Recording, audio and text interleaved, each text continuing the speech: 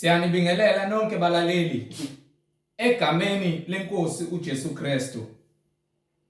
Kubo abazuzile ukukholwa okuyigugu ngokufana nokwethu, ngokulunga kukaNkulunkulu wethu nomsindisi uJesu Kristu. Makwandise kini umusa nokuthula ngokumazi uNkulunkulu noJesu inkosi yethu. Izwi lenkosi uJesu Kristu leli olilalele njengamanje.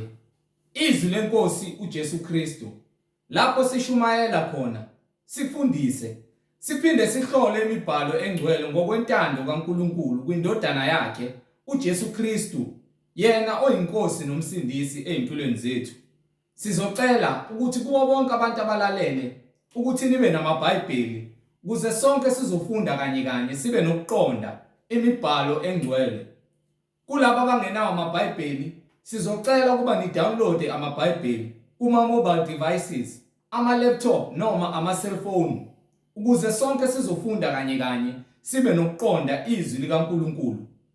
Kulabo abalalele abazothi sebelalele bafune ukubhabhadiswa egameni likaJesu Kristu ukuba bathathe imininingwane abayibona ku-screen mawubukele noma esoyishiya njengamanje mawulalele. Nalabo abafuna ukuthola ubufakazi mayelana nobuhle bukaNkulunkulu, imisebenzi yakhe emangalisayo ebonakalisile ukuthi yena unguye enginguye, yena unguKristu Jesu othembekile ngaso sonke isikhathi, ukuze uzobudlulisela ubufakazi bakho nathi sibudlulisele kwabanye abaphambili ukuze bezoduduzeka bonke abantu bafinyelele eqinisweni elipheleleyo elinguKristu Jesu, yena yedwa ongasijabhisi. Nalabo abanemibuzo mayelana neBhayibheli ungenakho ukuqonda ngenxa yezimfundiso eziningi ezigcwele emhlabeni eziphikisana nezwi likaNkulunkulu, iBhayibheli ekumele siphile ngalo imihla ngemihla. Kuze nawe uzoyithumela imibuzo yakho, uNkulunkulu mayivumile uzothola ukuphenduleka. Bazalwane, kulabo abafuna ukusubscribe ku YouTube ukuze uzokwazi ukuthumelela ihlobo zakho nabo bonke abangcwele ohlanganyela nabo, kuze nabo behlolisise imfundiso abayiphethe ukuba ngabe umoya ongcwele uyafakazelana yini nayo njengoba esikholwa kwimibhalo engcwele iBhayibheli. Ku-YouTube uyasubscribe uthi izwi lenkosi uJesu Kristu. Izwi lenkosi uJesu Kristu. Bazalwane, kwi-email kubo bonke labo abafuna ukubhabhadiswa nalabo abanemibuzo nabafuna ukuthola ubufakazi, i-email address ithi izwilenkosi.ujesukristu@gmail.com. izwilenkosi.ujesukristu@gmail.com, noma i-cellphone number ethi 066 566 9245, 066 566 9245. Izintumayelo zonke uzobe usuyithola ke ku-YouTube. Ungakhohlwa ukusubscribe, ungakhohlwa futhi nokupressa i-notification button ukuze uzokwazi ukulithola izwi njalo eliphilileyo njengoba umoya ongcwele esihola ukumbula ukufinyelela eqondeni kokuba uKristu Jesu yena yedwa uyinkosi nomsindisi, akukho ukuphila ngaphandle kwakhe. Ku-YouTube uyasubscribe uthi izwi lenkosi uJesu Kristu. Sizocela bazalwane ukuvula ngomkhuleko simbonge ubaba wethu osezulwini ngalesikhathi samanje sokuthi inhliziyo zethu zikwazi ukuthobeka silizwe izwi lakhe lisiholele ekuphileni nokuthi sikholwe ngomoya nangeqiniso, inhliziyo zethu zingaqini kodwa izwi lakhe likwazi ukungena ngaphakathi kithi lisiholele ekuphileni okunguKristu Jesu. Baba wethu osezulwini, mangcweliswe igama lakho, umbuso wakho mawufike, intando yakho mayenziwe emhlabeni njengasezulwini. Usiphe namhla isinko sethu semihla ngemihla. Usithethelele amacala ethu njengoba nathi sibathethelela abasonayo. Ungasingenise kulingweni kodwa usisindise kokubi, ngokuba umbuso ungowakho namandla nobukhosi kuze kube phakade. Amen. Igama lami nginguYeqiniso Zulu. Ngihamba nomfowethu umhlengi Zondi ozobe sihola enaba ejula kabanzi ngokwemfihlakalo yemibhalo umoya ongcwele ekhazimulisa inkosi yamakhosi uJesu Kristu ngobufakazi nobuqulu bemibhalo esihamba ngayo engukuphila kwethu. Bazalwane, yamkelani umfowethu umhlengi Zondi. Amen. Ngibingelela bazalwane egameni lenkosi uJesu Kristu umnini amandla onke yena ongumnini wokuphila. Silobe sithule bona ubufakazi ukuthi munye uNkulunkulu, munye umqali nomphelelisi webandla labangcwele. Akekho njengaye, akekho futhi onaye. uNkulunkulu oyedwa, akekho futhi ombonisayo, ukwazi konke, ukwenze ngamandla akhe konke. Akukho futhi ofihlakele phambi kwakhe, konke kwambuliwe. Njengoba nathi siyozilanda kuye ngosuku lokwahlulelwa ngokuhamba kwethu. Ingakho uma kukhona esikwenzayo ongahambisani naye, noma sesilazi iqiniso, ngaso sonke isikhathi siyazithoba ngaphansi kwesandla sakhe. Sicela into ethelelo ukuze asithethelele amacala ethu manje sisaphila. Ingakho incwadi ithi omubi makashiye izindlela zakhe, nalowo nemicabango engalungile ahlukane nayo. So imisebenzi nemicabango ekuyiyona esiqhathana uNkulunkulu, ngokuba imicabango yethu iyaphambana necebo likaNkulunkulu nemiyalelo yakhe. Amen. Nezenzo zethu zasiqhatha noNkulunkulu ngokuba senza ukuphambene nezwi lakhe. Sifuna ukuzenzela lokho okufunwa inhliziyo zethu, bese sizithole sesihamba ngendlela engafanele, sibe sithi siyakholwa. Wonke umuntu okholwayo ukholwa izwi elibhalwe phansi. Akekho umuntu ozothi uyakholwa ebekholwa into engekho eBhayibhelini, kepha ethi ukhonza loNkulunkulu esimkhonzayo onguJesu Kristu. Bonke abantu abathi bayakholwa ngokomoya nangokweqiniso bavumelana nembhalo, bafundisana imbhalo. Lapho hlezi nihleli khona nifundisana, nishumayezana, nikhuluma ngembhalo. Asikhulumi okwenyama, ngokuba lithi iBhayibheli abokwenyama banaka okwenyama, kepha labo bakamoya banaka okamoya. So thina esihamba ngokwamoya sizwa umbhalo ebhaliwe phansi eBhayibhelini, ngokuba iyasho ukuthi konke okubhaliwe noma okulotshiwe ngaphambilini kulotshelwe thina ukufundiswa kwethu. And yonke imbhalo ekhona eBhayibhelini iphefumulelwe uNkulunkulu, ilungele kona ukuthi sifundise, isiqondise, isikhuze, ukuze siqonde sipheleliswe endleleni engcwele naphambi kwaNkulunkulu kuyo yonke imisebenzi ephathelene nokulunga. Isona sizathu seBhayibheli. iBhayibheli liyizwi likaNkulunkulu. uNkulunkulu usitshela ngakho konke okwenzakalile ngaphambilini ukuze azagcine efikile emhlabeni ngendodana yakhe uJesu Kristu. Uyasitshela ukukhuluma noMose, ambulela uMose izinto zikamoya, amtshela ukuthi kwenzakalani kusukela ekuqaleni. uMose uyabhala ukuthi kwaba uNkulunkulu wadala uzulu nomhlaba. Tshela uMose ubhala phansi. Singakho kuthiwa incwadi kaMose kusukela kuGenesis kuyophuma kwincwadi yeDeuteronomy. uMose uNkulunkulu uyakhuluma naye.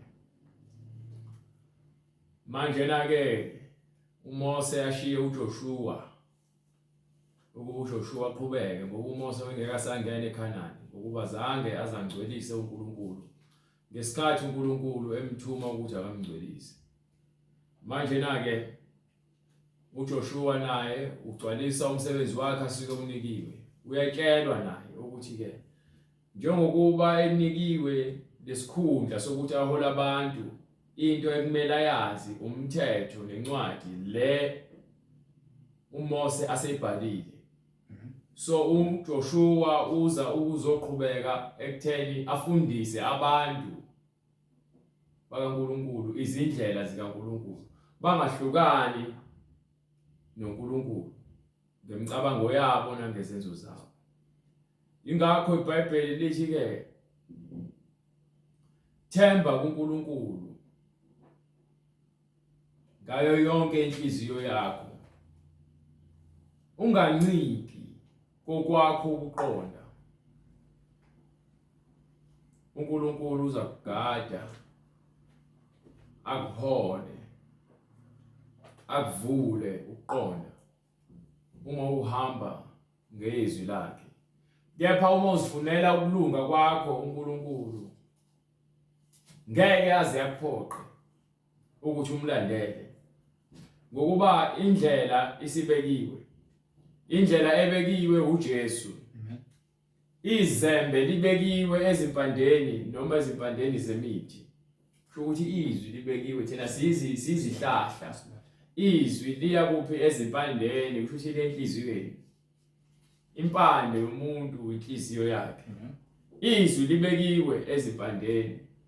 Uma izwi noma isihlahla singakhiphi izithelo ezifanele, siza kushawa phansi, sifakwe noma siphoswe emlilweni. Kusho ukuthi bonke abantu abangalenzi izwi bayaphakathi esihogweni. Kepha labo abalezwayo izwi balenze, ibona abazokuphila noJesu, babone ubuso bukaNkulunkulu, ngokuba bagezwe ngezwi. Bagezwe ngamanzi, babhabhadiswa, bavuma izono zabo ukuthi abazilutho ngokwabo. Mina angazilutho ngokwabo. Kukho konke engikwenzayo nengifuna ukukwenza nengicabangayo, fanele ngigijime ngiye kuyena uJesu ngimbuze ukuba yena ungumaluleki. Lesi iBhayibheli ungumaluleki olungileyo. So ngiyakuyena ngiyobuza ukuthi ngabe moya engcwele uyavumelana yini nemicabango noma nezinqumo noma nezenzo zami. Uma ethi cha, ngiyayeka. Angisho ukuthi mhlawumbe manje njena kodwa ngiyayeka. Ukuba kusho yena, kusho umnini wokuphila, umdali wezinsuku, umdali wezulu nomhlaba. Konke okuphuma emlomeni wakhe kulungile.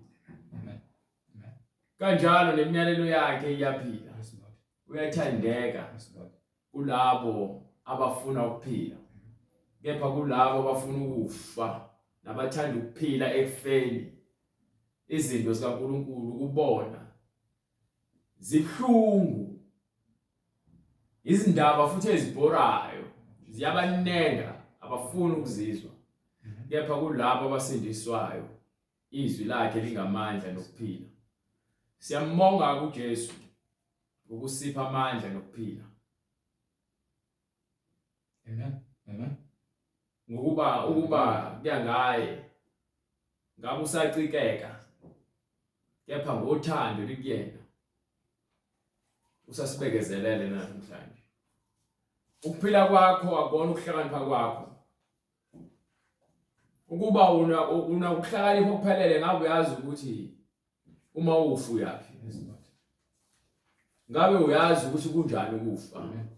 Manje ngoba wazi uJesu kuphela wazi kunjani ukufa, ingakho akunqoba ukufa. Wavuka ngenkazimulo. Siyambonga uJesu. So ukuhlakanipha kwakho kwalenyameni nalemhlabeni, kepha uJesu yena unqobile ukufa ngokuhlakanipha kwakhe okulunga. Hallelujah. Nomusa nothando analo ekulungeni. Ayikho into ebalulekile njengokulunga kwaNkulunkulu. Akukho futhi ukulunga ongadlula ukulunga kwaNkulunkulu. Ungukulunga konke. Bonke abantu abafuna ukupheleliswa ekulungeni fanele bezwe izwi lakhe uJesu, balilandele, bahambe ngalo izwi lakhe. Awuhambe kwincwadi yamaHubo, uvela uyivule, ungazi lokhu upheke amapheji, uvela uyivule uthi dere, lo incwadi ohlangabezana nayo uhlale kuyona. Hallelujah. Amen. Incwadi yamaHubo isahluko 35, Yes, ivesi lokuqala. Amen. Phikisana Jehova nabaphikisana nami. Jehova uyakulwela. Yabona mekuthiwa ke uyisihlangu sakho, umposhongo, lapho khona sibalekela khona.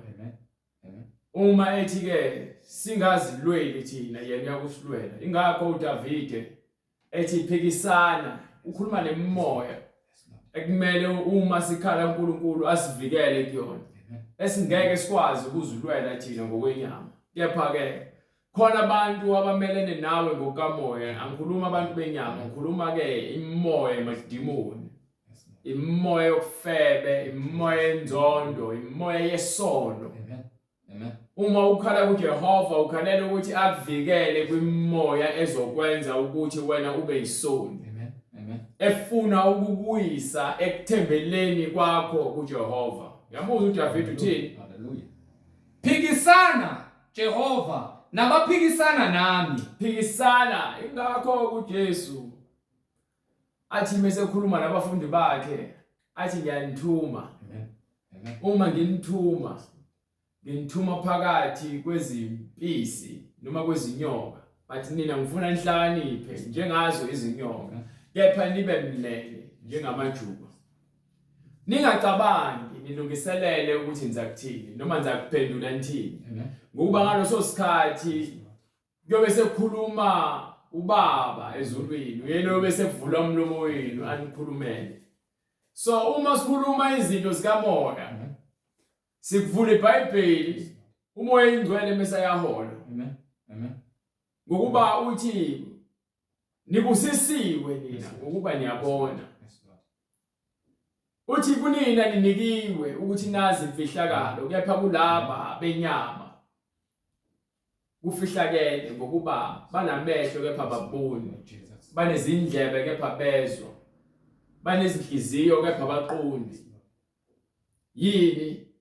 Inhliziyo zabo zigcwele ubulikhuni. Uma zigcwele ubulikhuni ziyagula.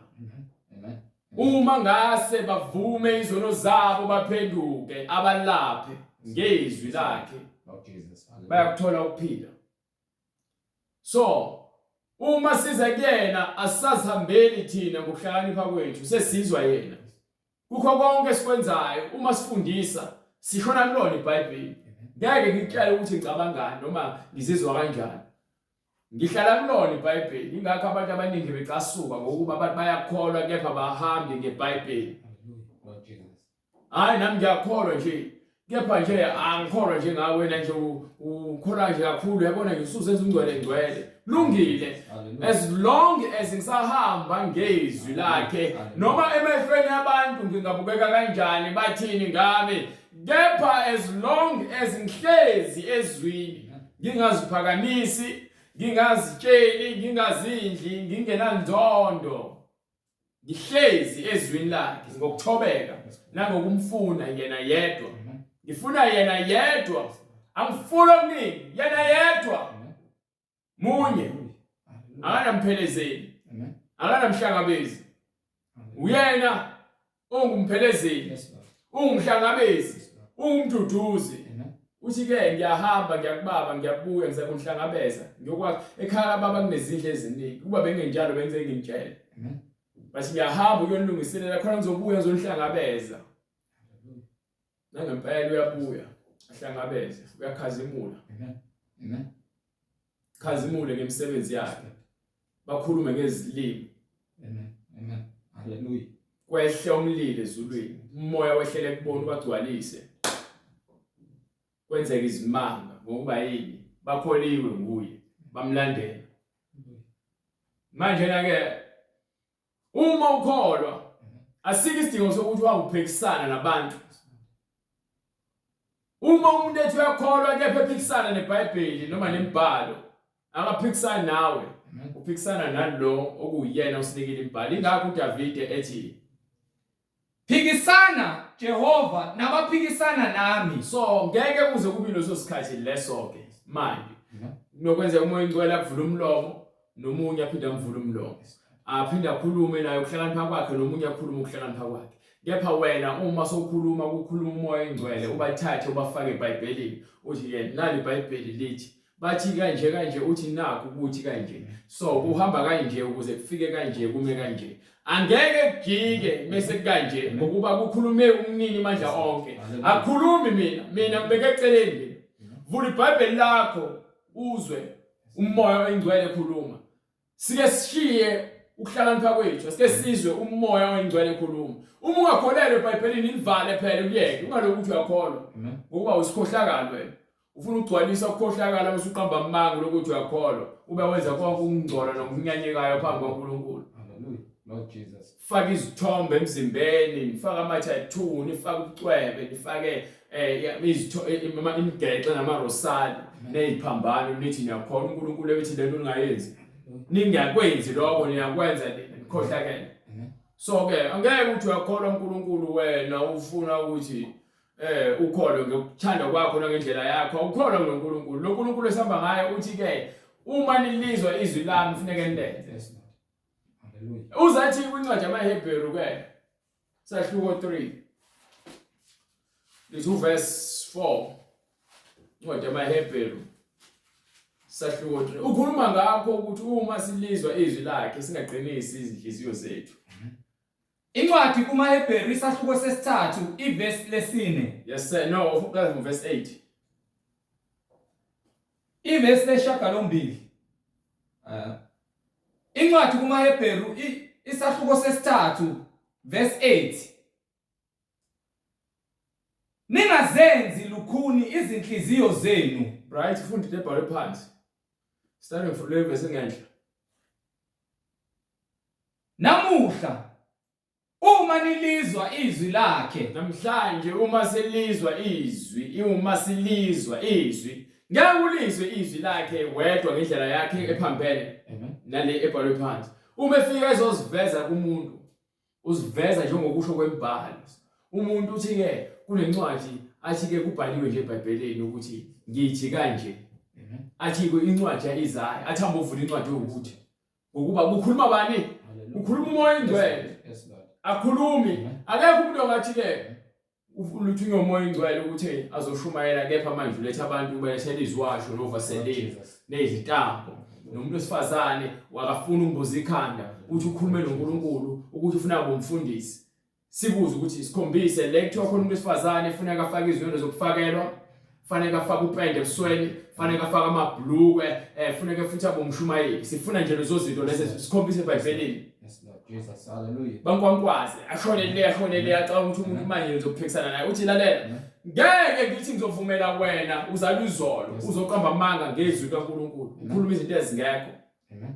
Ebeni iBhayibheli yasitshela ukuthi ke uma silizwa izwi lakhe yilona kumele silenze, singaqinisi inhliziyo. Nina abantu niqinisa inhliziyo, niyalizwa izwi, niyabona izwi, kepha nifuna ukulenza. Neba nisibiza amakholwa futhi ngaloso sikhathi. Hallelujah. Nisikhohlakala, nigcwele umoya wenkohliso, umoya kaSathane, nizigqila zesono. Ngenxa ongafuna ukuthobeka ngaphansi kwezwi lakhe, njengoba ubetshela abantu nasehlane azange bafuna ukulalela. Amen. Babefuna ukuzihambela ngeziganuko zabo. Begoloza, behlezi bekhononda njalo, behlezi becomplaina kuMoses. Bafuna lokhu ya, bakhala ngalokhu ya. Abakaze bahlale babonge badumise uNkulunkulu ngokuthula yini? Ngokuba inhliziyo zabo zigcwele ukungalungi nokunganeliseki. Yobulala abantu unganeliseki, inhliziyo zenu zifana imigodi engagcwali. Zifana nesikhoko. Inhliziyo zabantu abangakholwayo bayakholwa. Ingakho iBhayibheli bavuma ukuthi bayamazi uNkulunkulu. Hallelujah.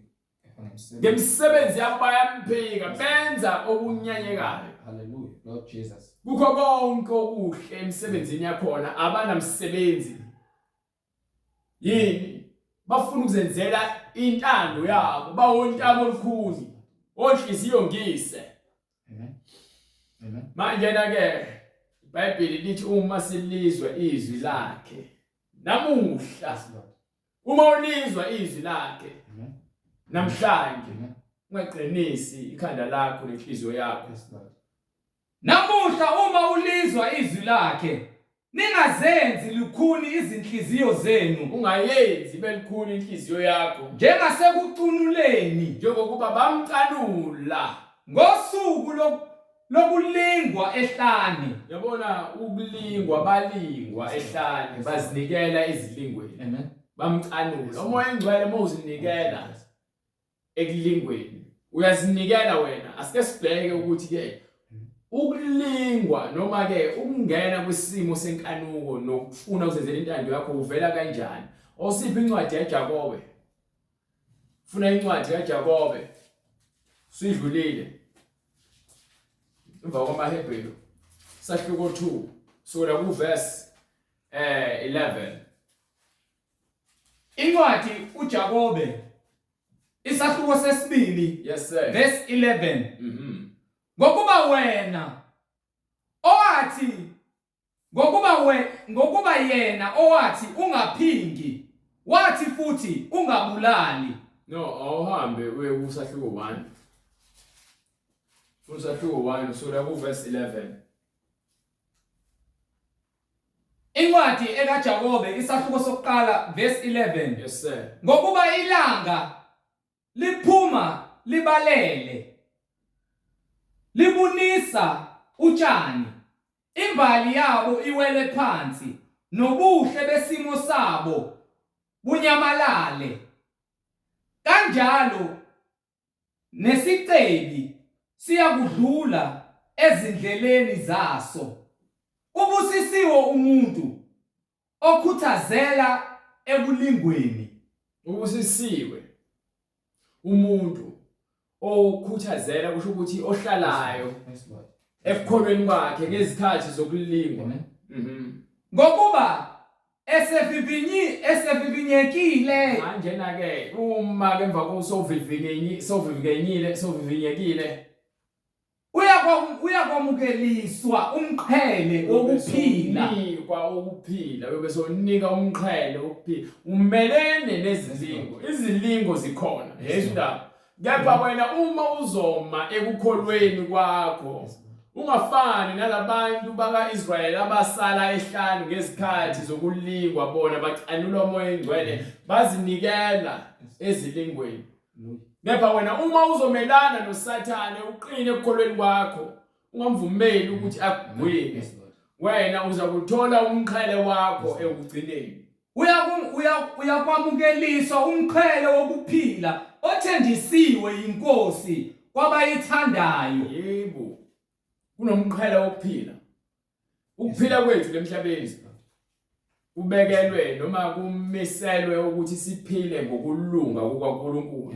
Uma umuntu enqoba ukuphila ngokulunga kukaNkulunkulu unqobe isitha uSathane ongumangaleli wabazalwane ngemisebenzi yakhe namacebo akhe nezikhubekiso azibekile ukuthi abazalwane baqhuzuke. Ngakho ukuthi ungumangaleli uhlezi enza amacebo ukuthi acuphe imigogo ukuthi abantu bawele esonweni.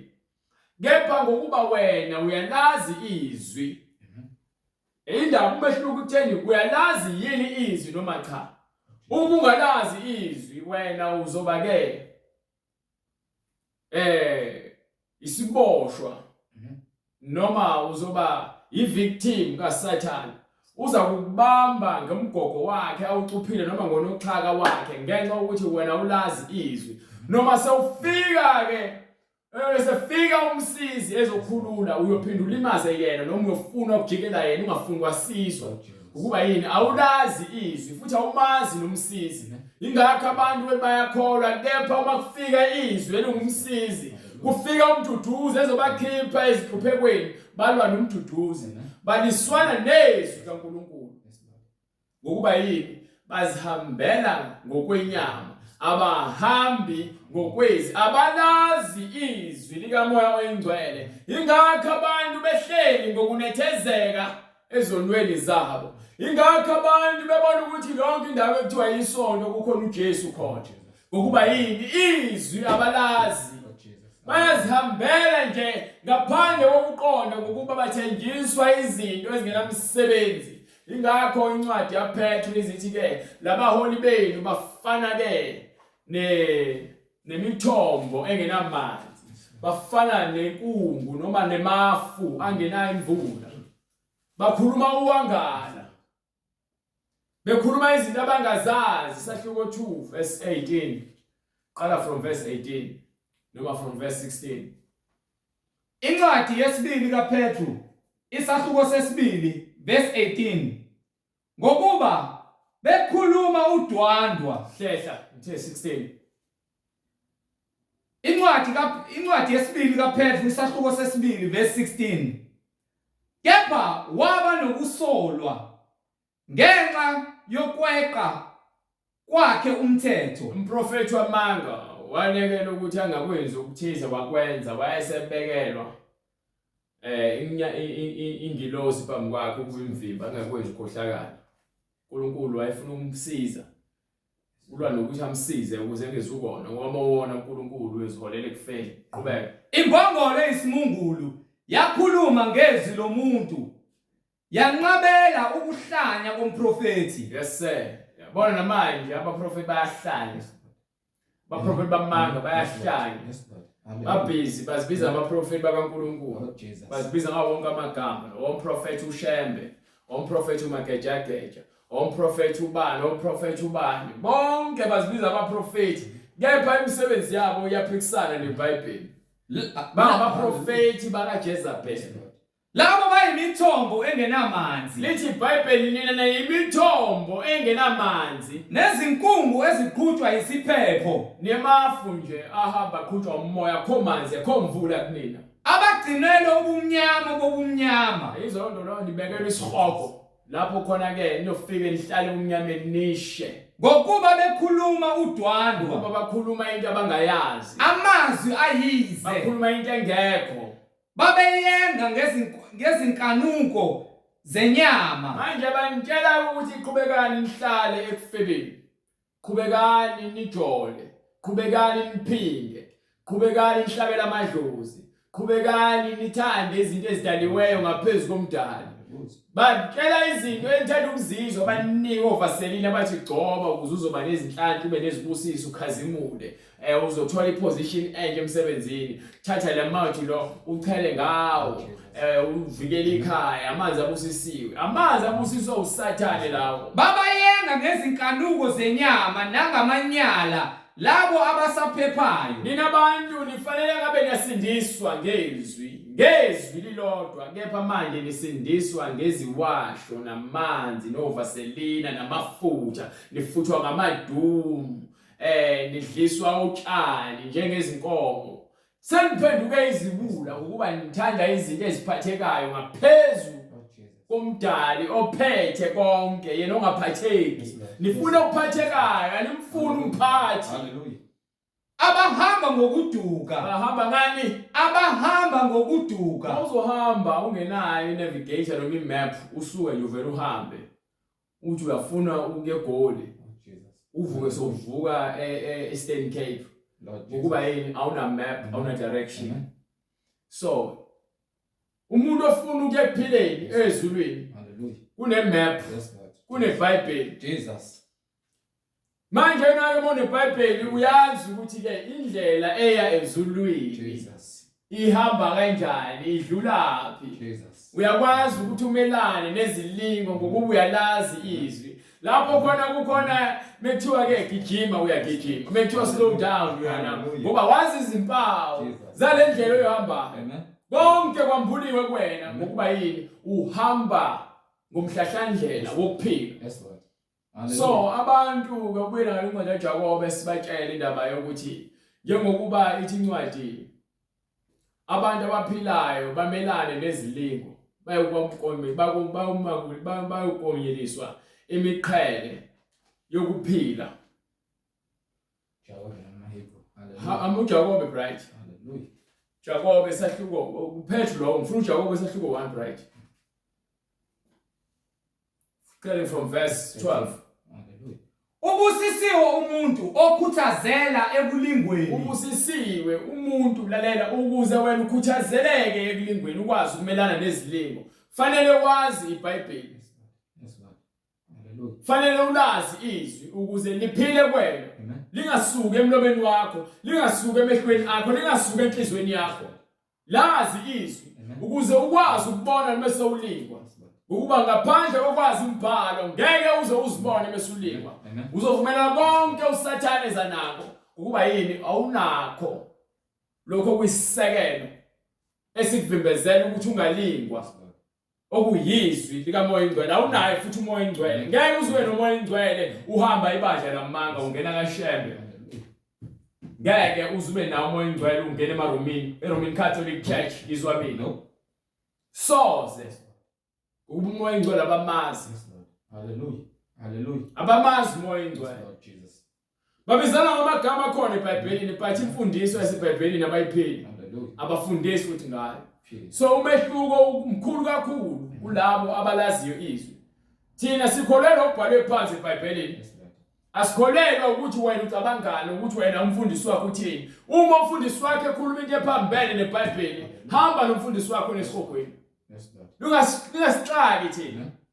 Ngoba thina sikholwa umoya oyingcwele. Samba ngenavigator ngomhlahlandlela esuqhamuka izwi lawo lakhona liqhamuka ezulwini, umphathi wakho konke. Qhubeka. Ngokuba esevivinyekile, uma sovivinyekile, uyakomukeliswa umqhele wokuphila othenjisiwe inkosi kwabayithandayo. Ifa lakho kuyokuba ukuphila okuphakade kulabo abamthanda izwi. Bayokuphila okuphakade. Umuntu oyengwayo, so asike singeneke lana ekuthena umuntu ungena kanjani ekulingweni. Umuntu oyengwayo makangasho ukuthi ngiyengwa nguNkulunkulu. Uthi incwadi uJesu wakhuphukela entabeni kwase kufika umlingi. Akufikanga uNkulunkulu walinga uJesu. Umoya oyingcwele wamuholela uJesu entabeni. uSathane wayelindile entabeni.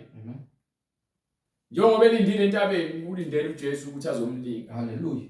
Ingakho ke uJesu emtshela ngezinto ezibhalwe phansi eBhayibhelini ngokuba yini uyasikhombisa ukuthi uma ulazi izwi uzomusa uSathane bese eqambela amanga. Ngoba uyasathana lazi iBhayibheli. Hallelujah. Because isabafundisi bamanga nabaprofeti bamanga abanitshela ngezincwadi ezikhona eBhayibhelini baniphambanisele. Jesus. Nijabulele ukuthi ke sizwakala kamnandi emadlebeni. Amen. Nasenyameni yakho.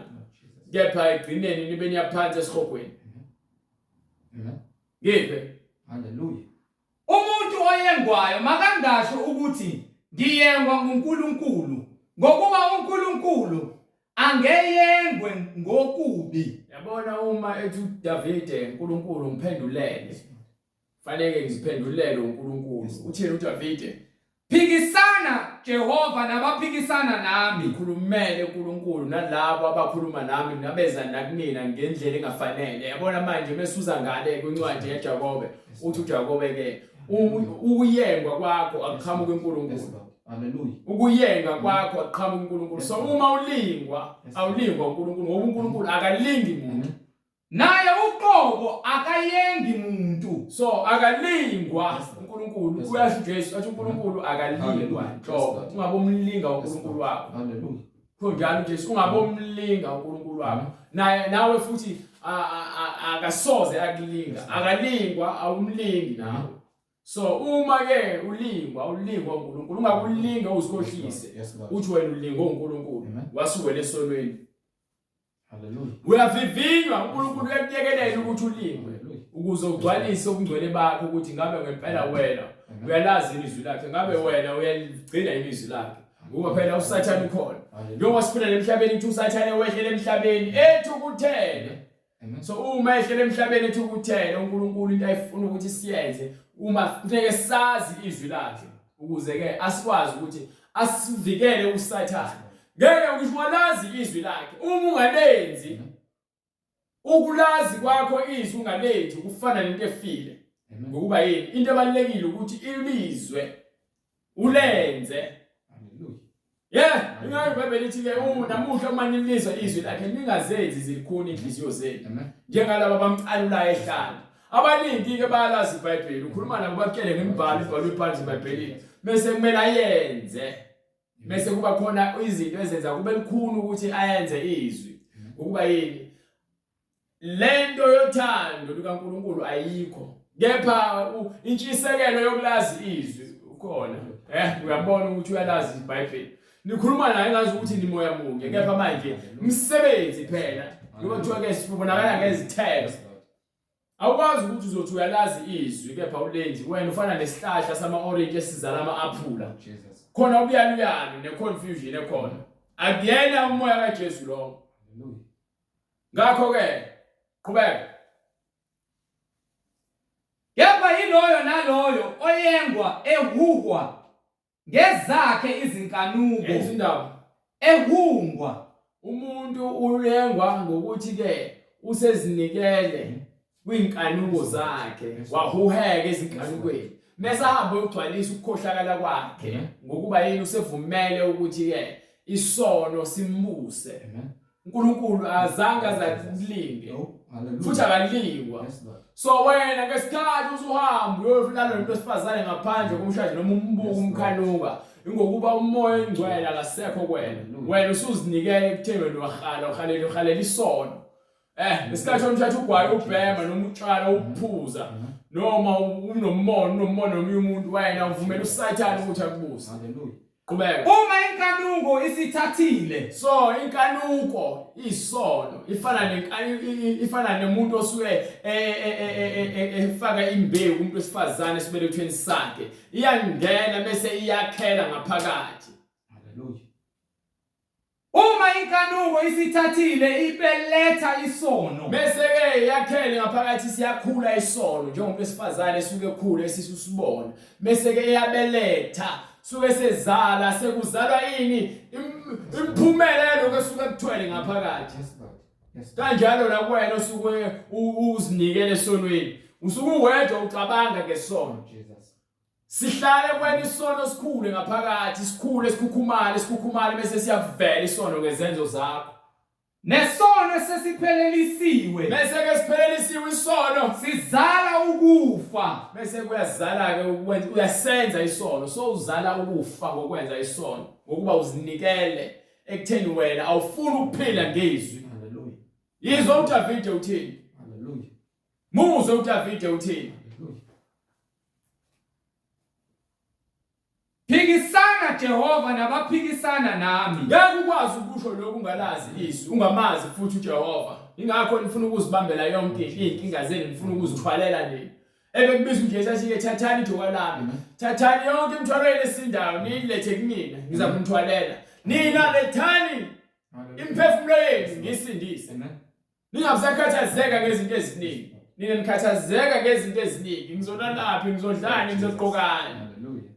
Bese uyaphuma endleleni yokukholwa ukuheka nezinkanuko zikuholela ekutheni ufe uthande kakhulu izinto ezidaliweyo kunomdali. Baphe. Haleluya. Ulwe nabo abalwa nami. Kusho yonke imimoya obheke nayo ufuna ukunikele wena impilo yakho kuNkulunkulu ukuze akulwele nemimoya akuvikele kuyona yonke imimoya. Thatha ihawu nesihlangu uvuke ungisize. Yenza undaba. Thatha isihlangu uvuke ungisize. Haleluya. Ungivikele. Haleluya. Hosha umkhonto. Thatha umkhonto. Uvimbe indlela kwabangizingelayo. Yes sir. Yisho kuwo umphefumulo wami uthi mina ngiyinsindiso yakho. Yabona uma sozinikele kuJesu usho kanje. Haleluya. Haleluya. Uyazinikela uthi uJesu ungumsindisi wakho. Yes Lord. Ungumsindisi wakho akekho omunye umsindisi. Haleluya. So uma esindisa usindisela ukuthi thina siphile ngezwi lakhe. Siyazi indlela yakhe. Ukuze akwazi ukusivikela fanele sime esisekelweni sezwi lakhe. Iyona kuphela indlela yokuphila indlela yokungcwele noma ukuphila ebungcweleni nokuhamba indlela yokungcwele. Ayikho enye ayisoze uJesu kuphela oyindlela neqiniso nokuphila. Akekho ozoza kuNkulunkulu ngaphandle kukaJesu. Baphe. Haleluya. Hosha umkhonto uvimbe indlela kwabangizingelayo. Yisho kuwo umphefumulo wami uthi mina ngiyinsindiso yakho. Khuluma nami Jesu ungitshela ukuthi wena ungumsindisi wami. Mabajabe bahlazeke bonke abamelene nami ngokubi abafuna umphefumulo wami. Amadimoni lawa afuna ukuthi wenze izinwele uzipende uluka izinwele ufaka amagolide ibona bonke abafuna ukugwinya lapho ngokuthanda izinto ezidaliweyo. Mababuyiselwe emumva. Yabona ubuthakathi kusho ukuthi ke ngalesikhathi umuntu ngiyakubona lokuthatha imithi uhambe uyobhexabhexa lokho ukuthi umuntu wesifazane uyenge amadoda ngokuthi uthathe upende noma upowder ufake ebusweni uye ngamadoda uyathakatha ngokuba ukhohlisa abantu ngobuhle obuyizeleze ufake impende eziphweni ufake ama gold chains uyazinikela kwimoya kaJezebel. Hallelujah. Amen. Abantu abalandela ngoba nabelandela ukuthi wena umuhle wakhiwe kahle ngokwesimilo. Balandela nomuntu oyifake ongaphandle owakhiwe ngomoya wokuthakatha kaJezebel. Ngaphe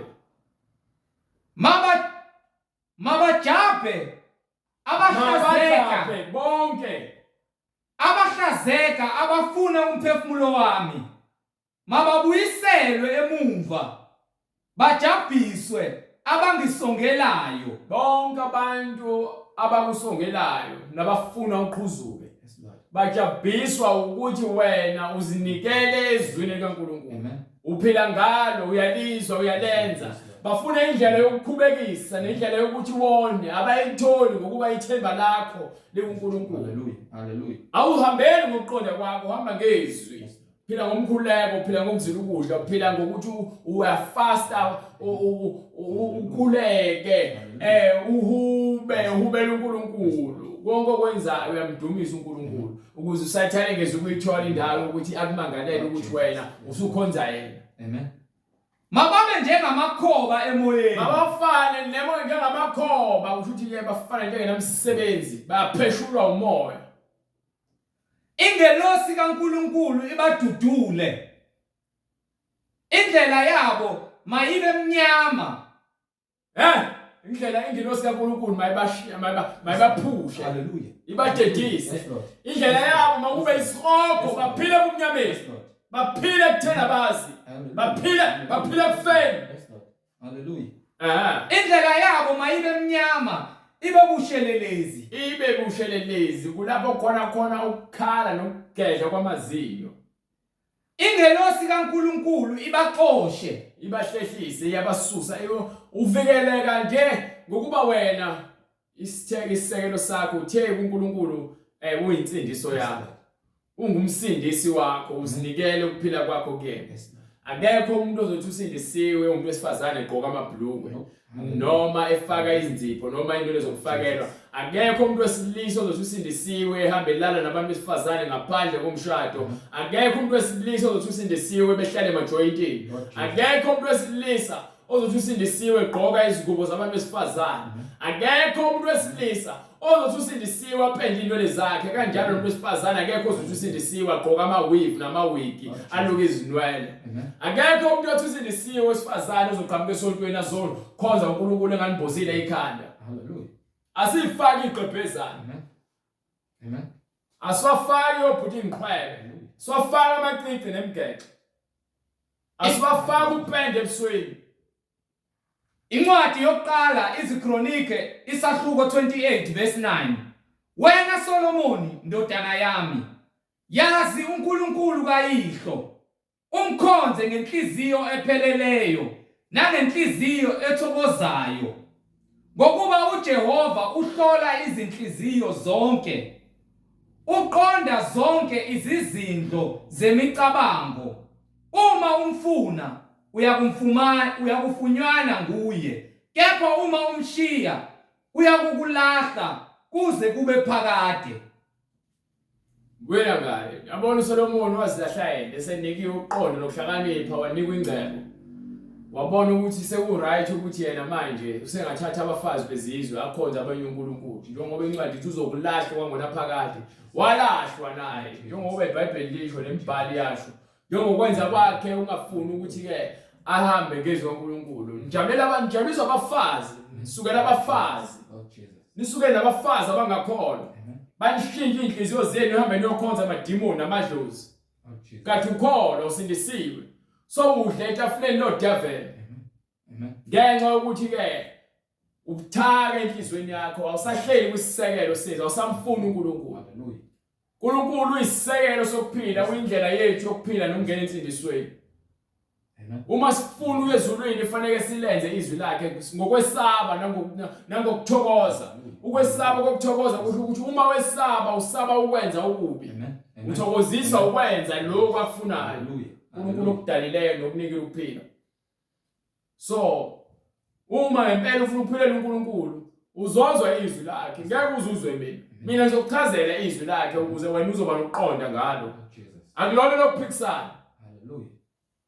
Kepha kulawo batshe bayalazi iBhayibheli bephikisana nemibhalo, ibona bese bashaya ngayo imibhalo. Hallelujah. Sibavezele ukuthi lokho abakukholwa kona noma abakufundisayo ngendlela engafanele okukholwa kwaNkulunkulu kwaSathane.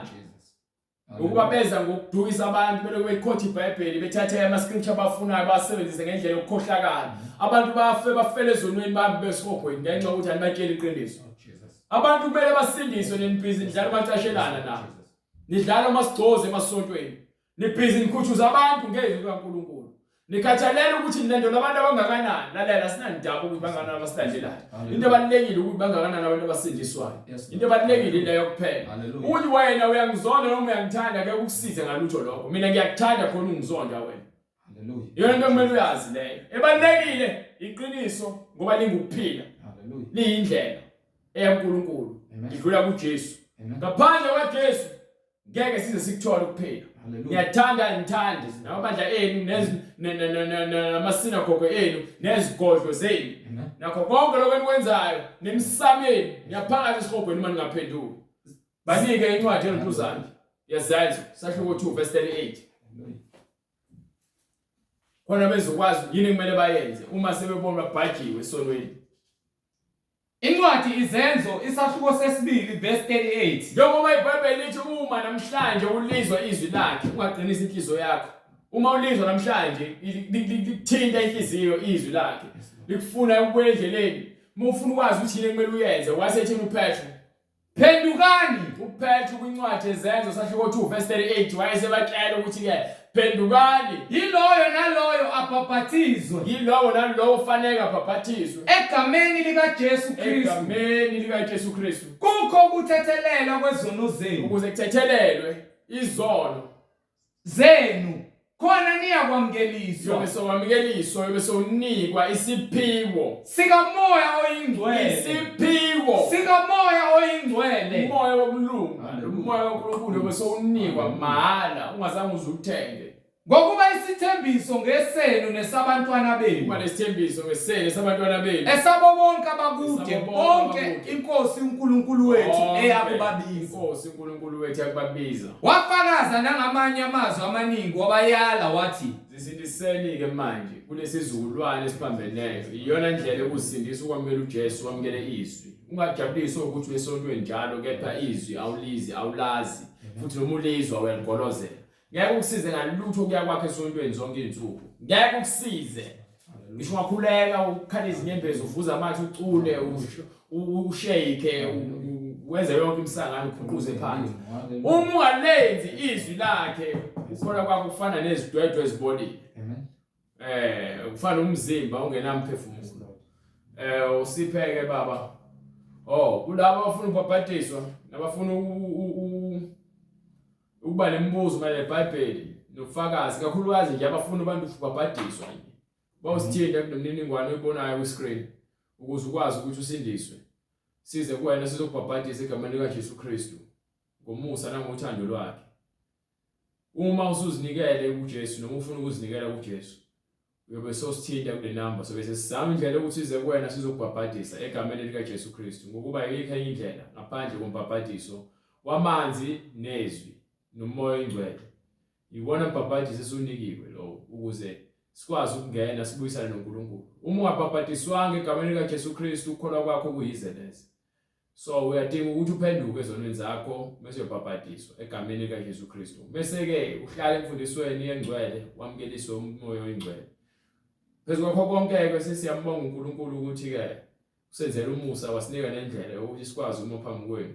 Siphinde sithule bona ubufakazi ngegama lakhe. Sithi ke uNkulunkulu aqhubeka ngigcine anika amandla kuze kube siyaphinde siyabonana ngokuzayo. Sicela lo mkhuleko. Baba egameni lenkosi yethu Jesu Kristu uNkulunkulu onamandla siyacela ngosizi lakho elubufakazi obuphilileyo elingeke laguqulwa. Siyacela Nkosi uJesu uqoba yonke imicibilisholo namanga yesitha uSathane ngokuba Nkosi sizibone singabangani bakho, singagcini imiyalelo yakho, singakwesabi Jehova. Siyacela uNkulunkulu onamandla, siyacela Nkosi uJesu Kristu ukuthi sehlelwe ukukusaba, sigcine imiyalelo yakho, sikusabe Jehova, singahambi ngokwemfundiso yezwe kodwa izwi eliphilileyo siligcine enhlizweni zethu, liphile lisiholele ekuphileni. Ngokuba konke Nkosi imisebenzi yomuntu uyihlola wena Jehova, emihle nemibi. Siyacela Nkosi ukuba sibe ngabalenzayo izwi lakho, singabi ngabagcina ngokulizwa kepha lingaphili ngaphakathi kithi. Kepha siyacela Nkosi ukunqoba yonke amanga nenkohliso eze nayo yonke inkanuko yenyama namanga esitha uSathane oze nokuthi siphuphuthekiswe emhlabeni, singezi ekuphileni okuphakade okuze ngawe Nkosi uJesu Kristu.